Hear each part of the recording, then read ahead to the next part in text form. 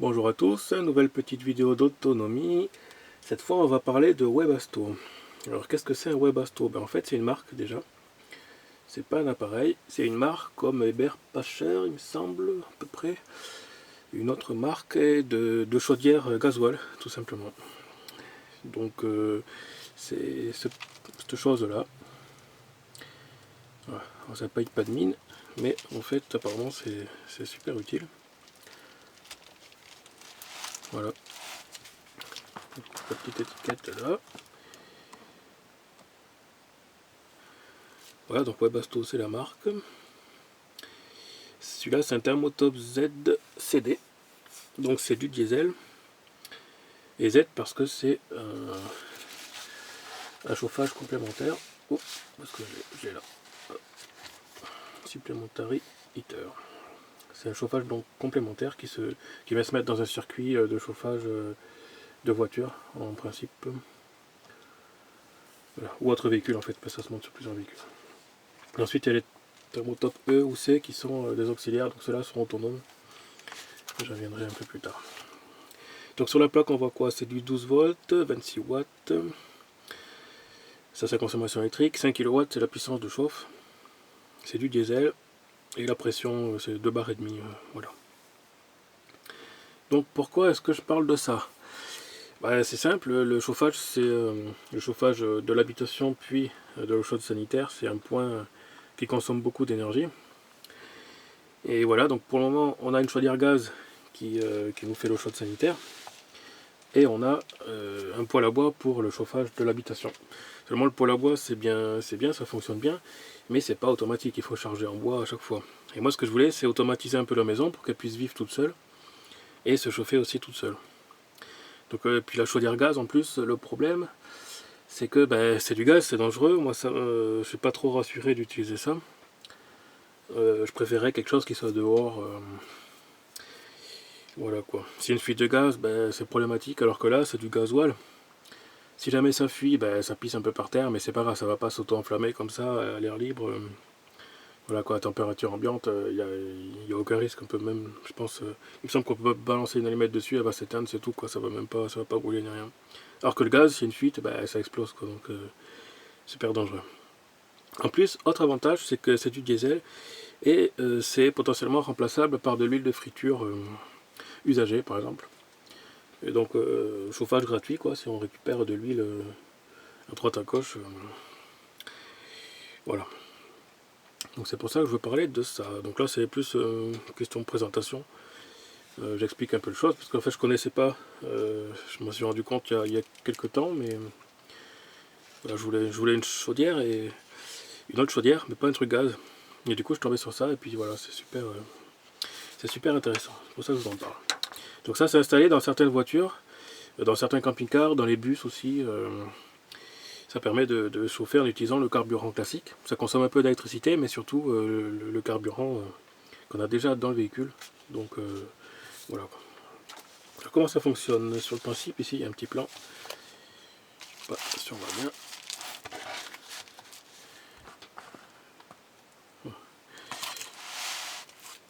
Alors, comment ça fonctionne le bignou? On a l'arrivée de gasoil qui est ici en jaune. C'est ici la tige d'entrée là. Donc le gasoil est ici. Arrive sur une sorte d'éponge en fond ici, dans le fond, qui est chauffé par une bougie de préchauffage ici, devant. Et on a l'arrivée de l'air qui se fait ici dans la partie bleue, hop, qui passe ici. Donc là on a la turbine de ventilation pour souffler l'air dans la chambre de combustion. Donc on voit qu'ici, l'air ici arrive sur les côtés. Et avec la bougie de préchauffage, ça enflamme le gasoil dans la chambre de combustion qui est là quoi. Voilà, donc ici on a une flamme qui va chauffer, et autour de cette chambre de combustion, il y a un gros radiateur ici en verre, avec une pompe en entrée. La pompe à eau donc va pousser l'eau dans la chambre, dans le radiateur autour de la chambre de combustion, là, puis ressortir ici chaude là. Voilà. Donc entrée du gasoil ici, entrée de l'air ici, entrée de l'eau et sortie de l'eau ici. Après il y a le bâtiment électronique qui est ici avec les connecteurs ici. Voilà. Donc c'est assez simple. L'avantage c'est que il n'y a pas trop de risques, quoi. C'est du diesel, si une fuite c'est pas grave, si ça pète, ça va pas faire une explosion, quoi.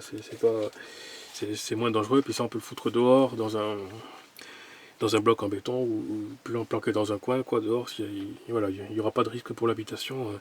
Je préférerais utiliser ça plutôt que le gaz, quoi. Surtout si en plus on peut avoir du carburant gratuit, hein, si on utilise l'huile de friture usagée, donc voilà. Donc ici sur le système, c'est simple, on a ici l'entrée de gasoil qui est là, c'est cette partie là, l'entrée d'eau froide ici, voilà, ici, hop, et ressort ici. Et l'entrée d'air est ici. Alors là sur ce modèle là, il y a le silencieux qui est monté, le petit truc en caoutchouc là. Sur le plan ici c'est une pompe à eau qui est montée à la place, ici, du silencieux, pour balancer l'eau là. Et ça c'est pour les modèles qui sont, comme j'ai expliqué tout à l'heure, les modèles auxiliaires. Ceux-là ce sont des chauffages auxiliaires qui sont autonomes quand on met une pompe à eau. Bien sûr on peut transformer, je pense que je peux dévisser ici, virer le filtre vers en haut, faire le silencieux vers en haut et monter une pompe à la place en face pour transformer en fait d'auxiliaire de supplémentaire en auxiliaire. Que là la version que j'ai moi c'est plutôt une version pour mettre en série dans une voiture avec le radiateur d'origine. Le radiateur pour chauffer, en fait qui refroidit le moteur mais qui chauffe l'habitacle en principe. Voilà, mais je détaillerai ça de toute façon un peu plus tard, un peu plus loin dans la vidéo. Donc voilà le bloc chaudière. En neuf ça coûte plus de 1000 euros. Et d'occasion, moi j'ai trouvé à 55 euros. Voilà, avec 15 euros de frais de port. Bon, du coup, c'est pas cher du tout pour une chaudière, un bloc complet, quoi. Alors à ça, il manque bien sûr la pompe à eau. La pompe à eau qu'on peut voir là, mais qui n'est pas sur ce modèle-là. Ça, on peut en trouver de toute façon des pompes à eau pas chères, pareil sur eBay comme d'habitude. Il faut aussi une pompe à gasoil. Alors la pompe à gasoil est un peu particulière. C'est quelque chose comme ça. C'est pas celle-ci en principe, mais j'ai commandé celle-là pour essayer, je vais voir. Alors le principe de ces pompes là en fait c'est pas une turbine qui tourne, c'est une aiguille avec un électroaimant. Et quand on envoie une impulsion dans les fils là, on envoie une impulsion, l'aiguille elle pousse, hop, pouf. À chaque impulsion qu'on envoie en fait l'aiguille est aspirée, ou est poussée ou tirée, ça dépend dans quel sens, je sais pas s'il y a des flèches là. Et même si voilà, il y a des flèches quand même. Entrée-sortie. Donc quand on envoie une impulsion, ça pousse l'aiguille comme ça, ce qui pousse le carburant dans ce sens-là. Donc plus on envoie de fréquence dedans, et plus vite on aura de débit, quoi, tout simplement. Voilà, c'est tout. C'est une pompe doseuse en fait qui permet donc si on descend en fréquence, on aura moins de carburant, et si on augmente en fréquence, voilà. Et c'est l'électronique là de la chaudière qui fait le dosage, qui va piloter la pompe pour envoyer plus ou moins de carburant. Voilà. Donc fonctionnement assez simple. Alors il y a plusieurs modèles justement. Celui-là c'est celui qui est autonome. Et celui-là c'est plutôt celui que j'ai moi qui avec le silencieux en plus. Mais voilà. Mais après c'est simple, on peut voir que c'est globalement ils se ressemblent, hein, qu'il suffit juste voilà le top Z et le top E et C. Donc moi c'est un top Z. Et voilà, je pense que si je mets la pompe à la place là, ce sera la même chose. Mais la pompe on n'est pas obligé de la coller contre, on peut la déporter un peu. Bon, c'est pas un problème. Voilà, donc derrière cette page, on a une petite vue éclatée, parce qu'ils expliquent en fait les différents éléments. Donc la doc est très intéressante, elle explique comment ça fonctionne, bien sûr. Et, voilà quoi, les éléments, les références pour pouvoir les changer si on a besoin de changer des composants. C'est super intéressant. Donc là on a la pompe à eau, ici la pompe à gasoil. Hein. Bon, c'est pas la même référence que j'ai acheté, moi c'est un machin en Chine, pas cher. Quelques euros, parce que l'original elle coûte une quarantaine d'euros je crois. Je voulais faire des essais d'abord avec un truc pas cher là, comme d'habitude. Je vais voir ce que ça donne. Donc pour le moment j'ai pas encore essayé, que j'ai plein de projets en cours, donc voilà. Je travaille un peu sur tous les fronts. Donc ça c'est la procédure d'allumage. En fait quand on met sous tension, c'est pas un peu flou. Voilà. Quand on met sous tension il y a une procédure qui est expliquée. Donc voilà, si ça chauffe pas tout de suite c'est normal, hein, c'est parce qu'il faut attendre.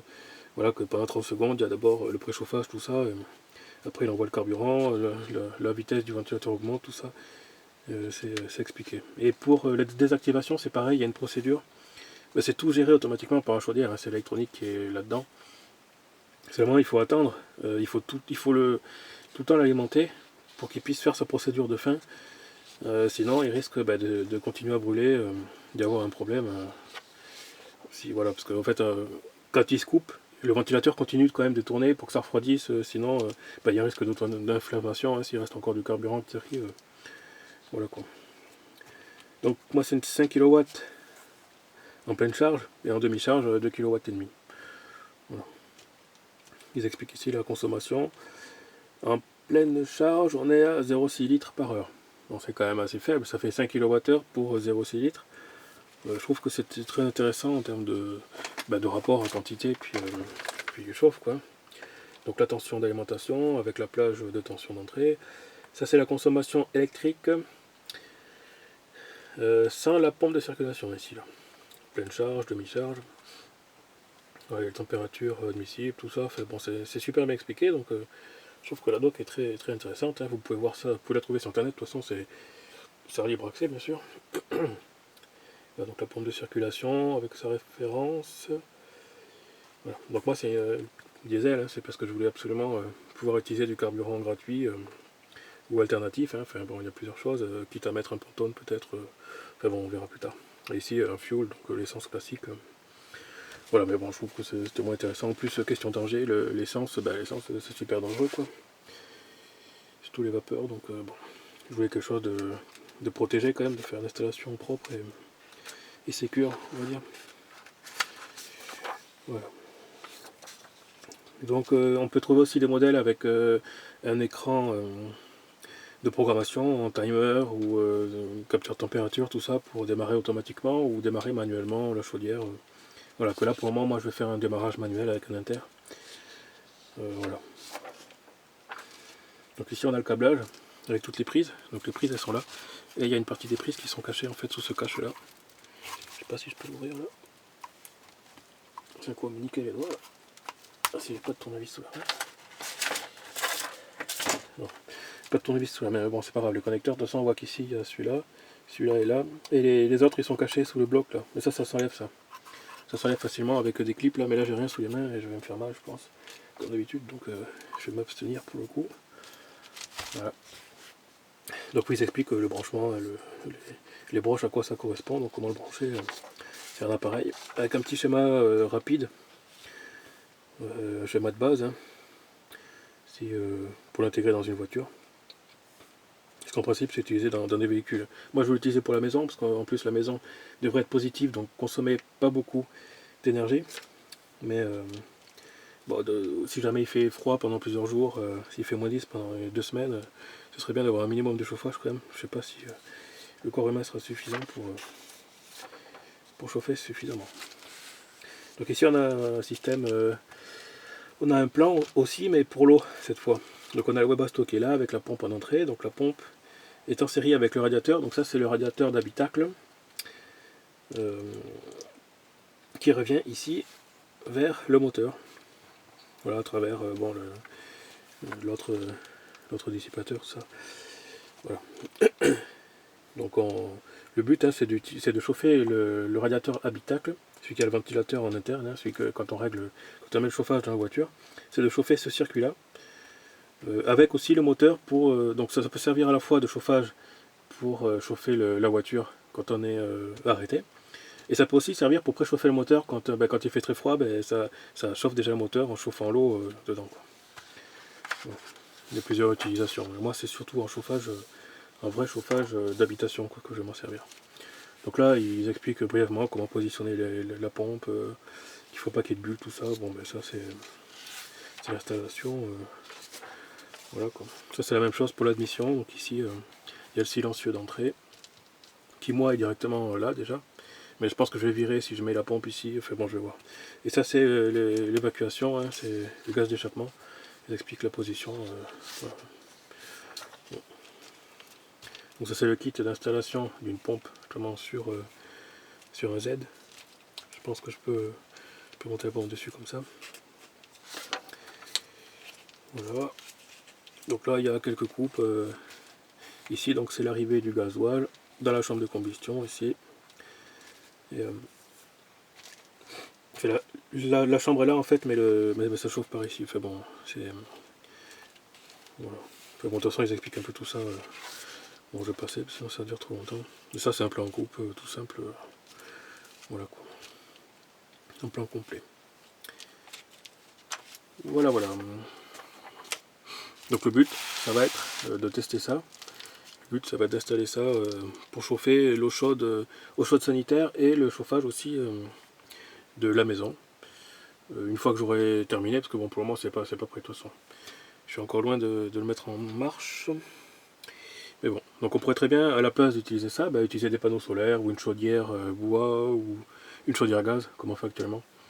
Mais à terme, je voudrais un peu automatiser le truc et bon, et que ce soit protégé, quoi. Parce que le gaz, franchement, c'est pas... Voilà, quoi. Donc en principe, on devrait avoir les panneaux solaires thermiques qui vont chauffer en priorité. Et puis ça, ce sera du secondaire ou du tertiaire, je sais pas trop encore. Je pense que ce sera du secondaire. Voilà, voilà, pour cette petite vidéo. À plus.